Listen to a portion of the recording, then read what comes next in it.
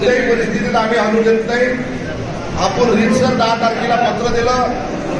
आजची 17 तारीख आहे. 7 दिवस झाले. आपण रीतसर तहसीलदार साहेबांना, कृषी अधिकाऱ्याला, विमा कंपनीवाल्याला पत्र दिलं.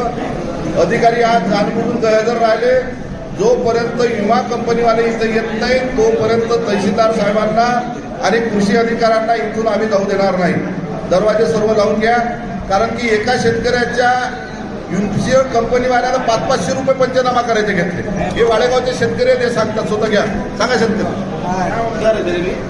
5 पावत्याचे 2000 रुपये या शेतकऱ्याजवळून विमा कंपनीचे जे सर्वे करतात त्या लोकांना घेतले.